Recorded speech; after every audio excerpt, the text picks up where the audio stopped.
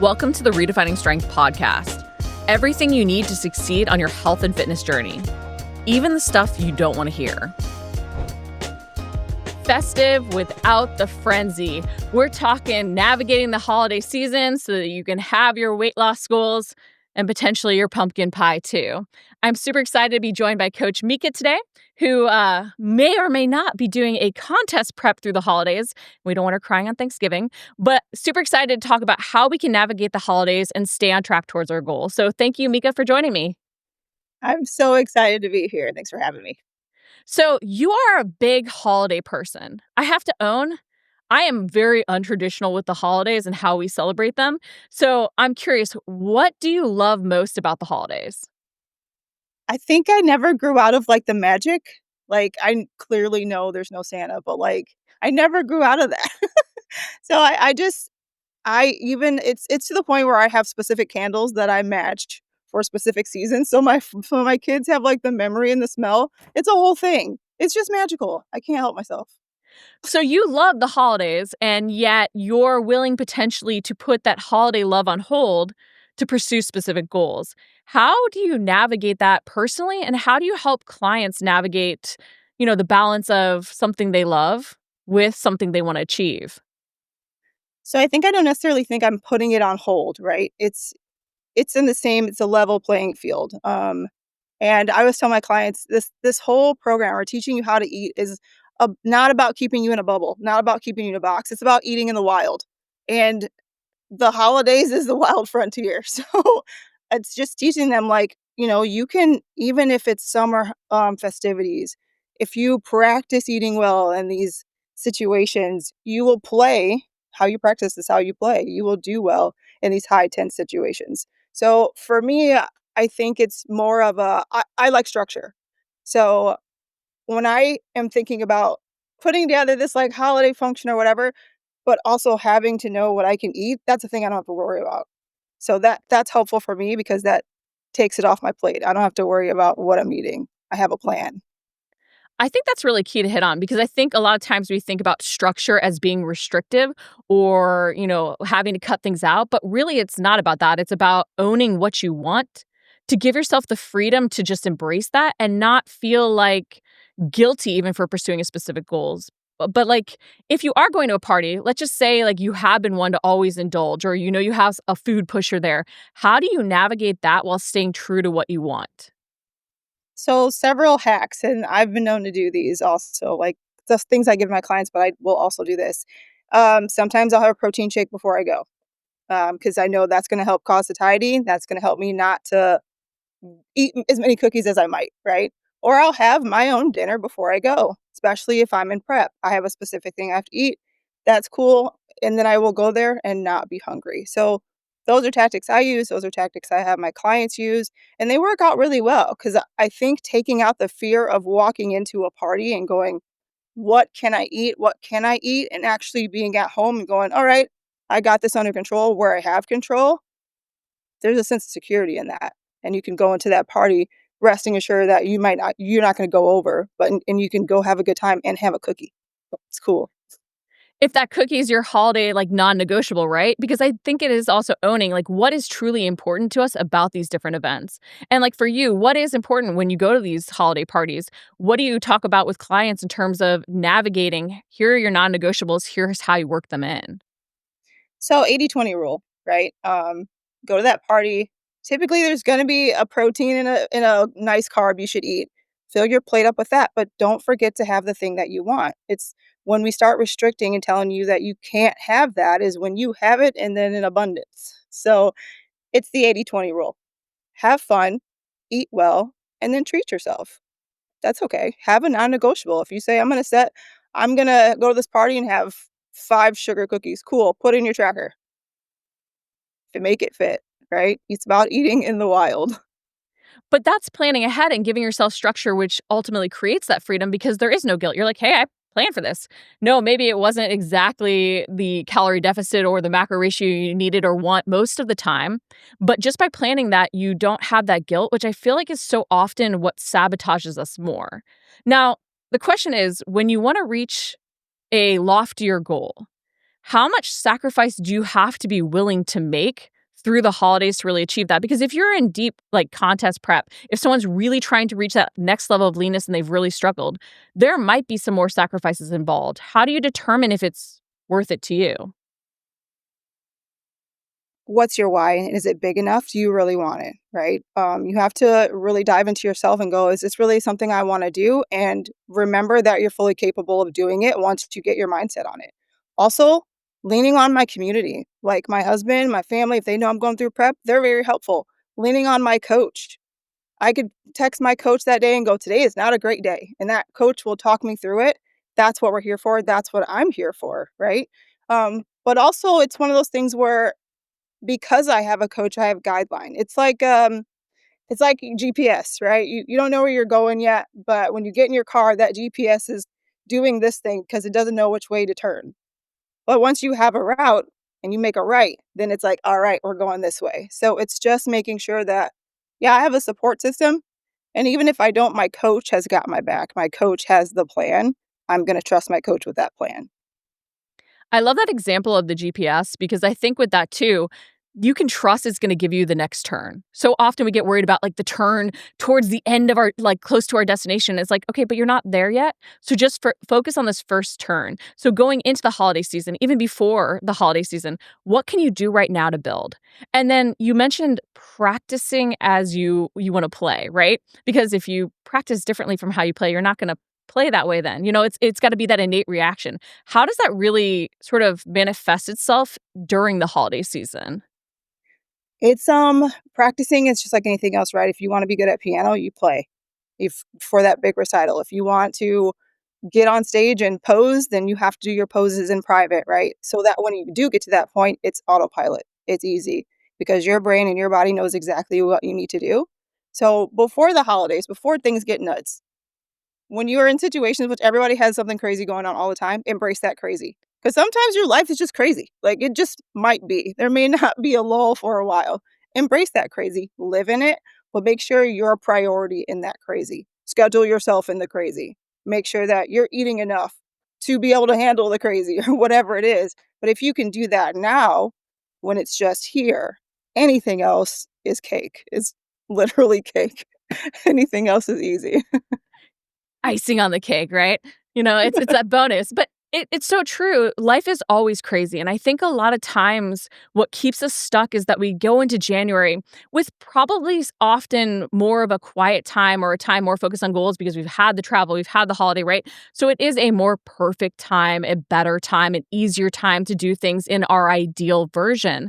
But that's what keeps us stuck because we're practicing for a game we ultimately won't play long term. And it's not that it's bad to use those times, but you have to own that life can't be the excuse. It's got to be the reality, and you've got to own for it, which is why I love that you mentioned the structure to help you really build. So, thinking about this, how can we help ourselves avoid waiting till January, getting caught up in those ideals, and embrace even doing the minimum when it comes to our workout, when it comes to our nutrition? Because we're worth it. Because my clients are worth it, because you should have good health, because you should have longevity, because you need it. It's not about this end game, this moment in time where I'm done working out. No, your whole life has to be something that you treasure and that you take care of your body so that it can take you through all these adventures that you want to do. Even if you don't want to be adventurous, even if you want to sit on your front porch, you still got to get up off of your chair. So, like, it's not about it's not about powering through all the time. It's about making sure your body is primed and ready to go for the long haul. So there is no waiting. It's just doing. Did Yoda say that? Did I just make that up? I'm calling it a Mika. It's not a Yoda, it's a Mika. That was amazing. I mean, it's the forever process, right? And off of that, what minimums do you usually set? How do you set minimums? What would you recommend in terms of minimums if we're trying to find that way to keep moving forward so that we aren't putting our life on pause?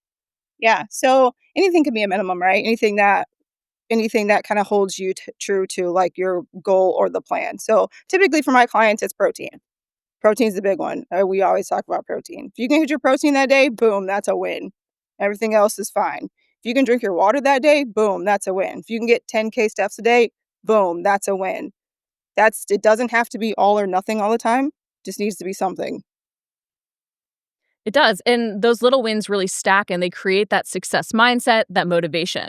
Now, I think it's interesting, and in talking to you, it's sort of occurred to me that, a lot of these parties are at night. A lot of the celebrations are at night. A lot of the time stress accumulates the most is at night. And also when we eat not so well or drink not so healthy of things, alcohol included, our nighttime routine, our sleep can really be interrupted. How can we navigate the impact that this might have? And also, do you think that our nighttime routine needs to adjust at all, potentially during the holiday seasons? Not to mention Yeah, when it gets darker earlier. I don't know about you, but I want to go to bed. I got my fuzzy socks on and I'm in the bed. Let's be real. Yes, everything needs to shift because everything is shifting. Right? So in regards to your nighttime routine, make sure you're sleeping.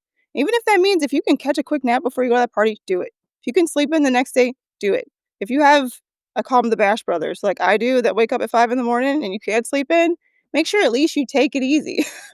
Like sit on the couch and relax and read with them. But recovery is always key, no matter if you're working out or staying up late, especially if it's off what you normally do. You will feel that in your body, sometimes even inflammation from what you're eating or drinking the night before. So, yes, the best bet is to shift your nighttime routine. Try to get some sleep. Maybe take magnesium at night so you can get some sleep and recover. But yes, definitely shift your routine for nighttime activities. And I would say that's kind of a habit to anchor in right now before the holidays. Along those lines, like, are there any other habits you'd really recommend that right now, before, we have Halloween, Thanksgiving, all the different holidays coming up, that we really focus on to ingrain? Because the more we practice them now, the more they'll be sort of natural as more challenges come up. Yeah. So for me, I will, I have a coach. I'm also a coach, but I will talk with my coach about, all right, these are my non-negotiables. Going to Halloween, I'm gonna have a Reese's peanut butter cup, probably several. How does this fit in? Like, how does this work? During the holidays, I bake a ton of cookies. I may have a couple. How does this work? So just knowing that if I fall short, it's okay. And what does it look like to make sure I can get everything I need to get in and still have a good time and not dread the holidays every year and not opt out of going to these parties because I feel insecure? It's just making sure right now with your coach or whoever it may be that you know that it's gonna be okay, that there's a plan, and this is doable and fun. Absolutely fun. That's not something we often think about when we're trying to push hard towards a goal, the fun of it. And while not everything is fun, there needs to be some fun. And we can be friends forever because you like the Reese's. And I've seen far too many memes about the protein in them, right? I think the pumpkins even have more because they have more peanut butter or something like that, whatever.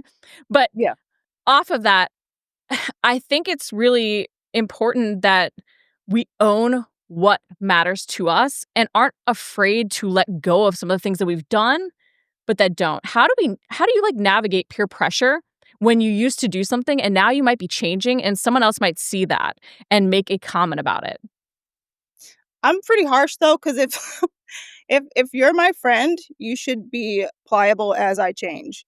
If you're coming at me real hard about something that I'm doing that you don't like, then I need to reevaluate my friendships. I'm sorry, that's just how I work, but I don't need that negativity in my life. I think that's a great perspective, and honestly, I'm very much the same way of, like, owning who I am, and I think a lot of times we don't give that pushback. We almost more try and filter ourselves, and that can be a challenge as well, where we create our own doubts by voicing, like, the doubts of someone else, you know? And so when you have those food pushers, how do you handle them being as solid in your goals as you are? Um, Honestly, just if I feel like I need to explain, then I will, "Hey, I'm doing this right now. Thank you though. Maybe in a couple weeks, if you wanna make that for me again, I'll try it, but right now I'm just not doing that. Thank you though." And just I mean, kill them with kindness, be polite, obviously. Um, but if they keep coming, then that's a situation that you just have to handle. But most people will ask you once. If you say no, they'll kinda go about their way. But holding to your convictions, remembering who you are, remembering what your plan is, and your plan isn't everyone else's plan. And what you know, people may not know. Like, your journey is not their journey. So educating them on where you're going, what you want, that normally tends to help situations like that. I think that's such a key point. We don't we don't necessarily express what we want out of life. And so other people don't know it. So all they see is the change and they wonder if we're feeling bad about the change or good about the change. And out of, you know, feeling like we've loved our life before then, right? Because they want to think we loved our life. They're going to even push back on you to enjoy in the way you always have. And it's remembering that aren't aware of where your attention now is going. And off of that, for someone going into their first holiday season, maybe trying to build healthy lifestyle habits, what are, 3 to 5 things you would tell them to really focus on and get clear on so that they're going in prepared? Um, Obviously the plan with your coach, but remembering when you're in like parties, festivities, protein first. If you have an opportunity to fill up your plate with vegetables, do so. If you can even eat before, do so. Make sure you're drinking your water, but making sure that this doesn't become a chore, right? That you're not going in like, I have to do this. This sucks. No, making sure that like this is something I'm learning. I'm learning how to eat in the wild, and that's okay. And again, these are little things we practice. If somebody has a birthday coming up, practice that. So that way, when the holiday comes up, you're good to go. So just little tiny habits that you can do now make a big difference in how you do holidays now and then holidays in the future. I think that's important to recognize too, that even how you're planning now for this holiday, it might evolve, but you have a plan and you know what did and didn't work going into the next one to keep making those 1% improvements. Now, as a holiday lover, and I don't usually do this, but I want to ask you some little rapid fire questions because I have very untraditional holidays. We do like barbecue for Thanksgiving and don't even necessarily get turkey. We sometimes do the Thanksgiving Day sandwiches the day of. We do very strange things. So being untraditional, I want to hear from somebody who truly appreciates the holiday what you think. So, question: pumpkin pie or pecan pie? I'm going off and saying sweet potato pie. That's what, yeah, that Neither. neither one. Okay, why? I just grew up on sweet potato pie. I don't know. Yeah, not a That's fun fair. answer. No, but that is a fun answer because that's one of your non-negotiables. It's something you grew up on. It's something that's important to you, so you're gonna include it. But hey, maybe if there's pumpkin or pecan pie at a party, you don't care as much, right? Correct. Yes. Next one, eggnog. Yes or no? Nope. Lactose intolerant. Can't do it. I used to like eggnog lattes, and I think it was like Starbucks that made them. But other than that, I never really grew up on it. And then as the macros came out on some of those things, I was like, cost reward, not really for me. Uh-huh. Next, okay, so I have a very strong opinion on this. Morning workouts or evening workouts? Morning, like 4 a.m. Not that strong an opinion to go that early. And actually, I've had to shift my workouts to the evening because of schedule, but I love morning workouts, especially around the holidays where you start the day right with that workout. Even the day after, maybe you went to a party, you get that workout in, you just feel like back on track. You feel positive and moving forward. So 4 a.m.'s very dedicated. I love it. I work out by 6 p.m. I'm awake till 11. It's a whole thing. Hey, you make it work though. It's your non negotiable too. Healthy habits can be non negotiable, right? Mhm. All right. So Christmas decor music before Thanksgiving, love it or hate it. Girl, if I could start it now, I would. Like, I watch Christmas movies year round. It's a whole thing. I have a problem. If there's like a group that I can go to for like an AA, but for Christmas music, then I need to be there. I was all on board with the Reese's at Halloween, but the Christmas music, I don't know. I don't know about that. All Why? right. Turkey trot or holiday nap? Turkey trot. I'll take the turkey without the trot in terms of the exercise part. I'll do a lift. I prefer lifting to the running part. But yes, the workout definitely is a must. It makes you feel good. I feel like that's the other thing. When we sometimes do things off our normal routines or off our normal plans, we start to do a little bit more of less. And that's where we see the slide really happen. So the more we can keep in some of those healthy habits that make us feel successful and even set those minimums to be successful at, the more we keep moving forward, right? Yeah, and it's also a thing where like I said, I have 2 boys and my 8-year-old runs distance. So it's also showing them, yeah, these are things that we can do. This is what we do as a family and teaching them how to be active through the holidays also. I love that. You're getting them involved. It's something you do together. And yes, it is active, keeping you on track. Now, last question. What is your favorite holiday tradition as a holiday lover?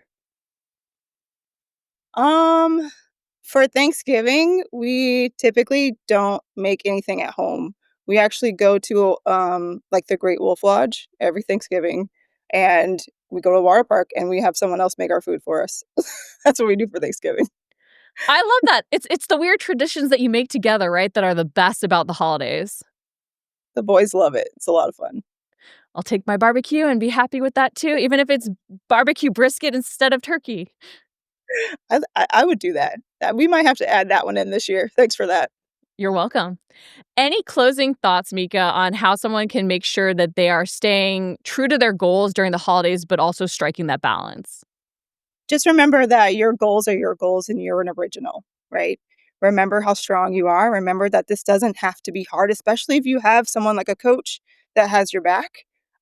This is going to be super easy and a lot of fun. Just make sure there's a lot of communication and don't be afraid. Even if you mess up, don't be afraid. Everything's fixable and you're going to be just fine. Always moving forward while trying to plan ahead. I love it. Thank you so much for joining me today. Guys, if you have any questions, comments, concerns, any ways you really have navigated the holidays in the past that have worked, please feel free to comment and share those. We love all the tips and tricks so that we can all have a fabulous holiday season.